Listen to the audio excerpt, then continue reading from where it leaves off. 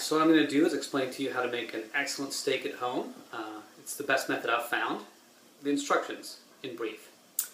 Sear the steak for 3 minutes on each side on a medium-high heat, and then put it into an oven preheated at 415 for 4 to 5 minutes. I always like the instructions first when I look at instructional videos so that I don't have to listen to all the patter and commentary, but what's coming next is a lot of commentary and a lot of details that you might find interesting and possibly helpful. And I am going to make a steak while we go through the process. So for all you vegetarians out there, sorry this one isn't directed towards you, but hopefully you can appreciate some of the details along the way. Alright, thanks so much. Okay, so this is what I like to use. I'll use olive oil, although really if you want to indulge and get a better taste, just go for butter. And you know, we're all going to check out at some point, so why sacrifice flavor?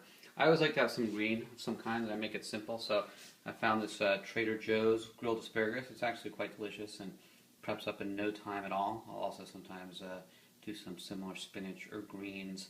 I always eat some greens with my steak. I choose the ribeye steak from Trader Joe's. I think it's the best deal I've found. I don't really go to the major supermarket chains, and you know, maybe it's the same quality. Here this looks like it's made either in Mexico or Canada. I guess those are interchangeable, but I just like to fantasize and believe it's a higher quality or more humane because it comes from Trader Joe's, and no real reason to believe that. Have some salt prepped here, some pepper. It's usually best to, get everything set up first, obviously, but I rarely do that. I'm just doing it to show you the process. I kind of do this all on the fly.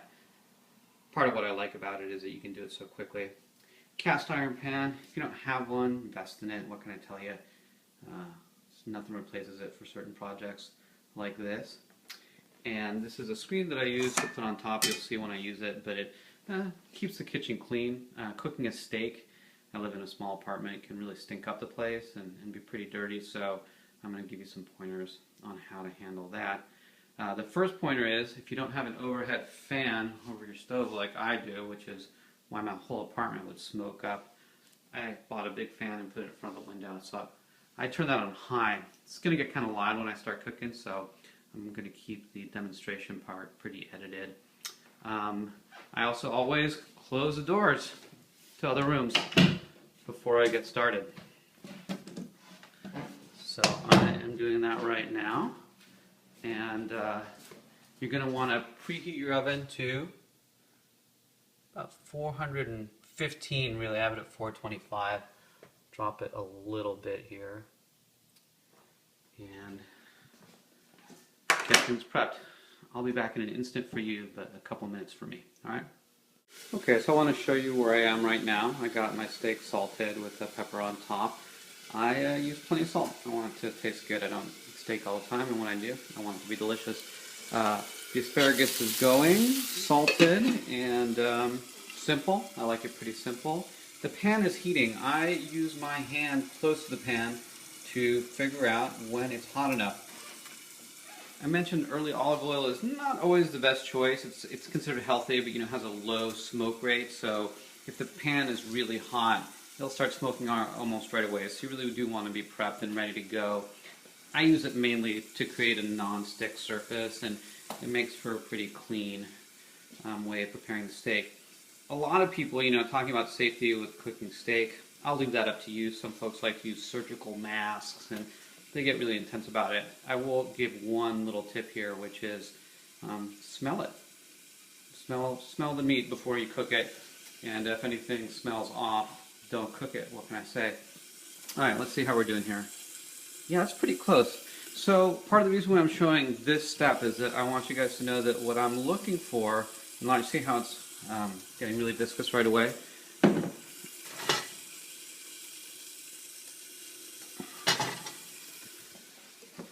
And here we go. What I find, here, let me get this close to me. What I find when cooking the steak is that as the pan is heating up, the first 3 minutes, and I'm going to set a timer on this iPhone so I can't show it to you. The first 3 minutes, it comes out just right. For the second 3 minutes, I usually have to lower the heat. so that it doesn't overcook it. So we're going to cross our fingers as this works out, and I'll be back in a moment. Okay, the fan is going and the first 3 minutes are up. Let's go for the flip and see how it's doing. Looking good, looking nice.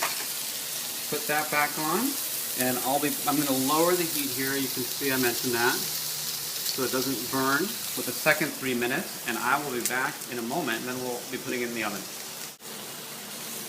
Okay, here we go, ready for the next step on 3. That was 3.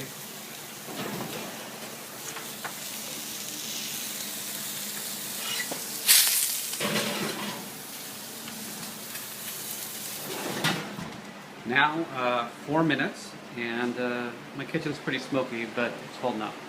Oh, okay, let's see how we did.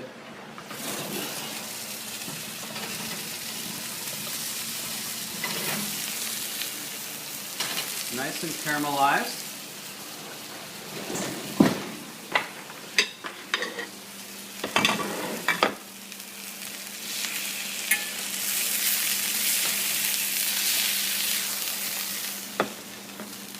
Alright, I'll be right back to show how it turned out. Alright, just like I said, pink and reddish. So I hope you try it out and enjoy, and thanks for watching.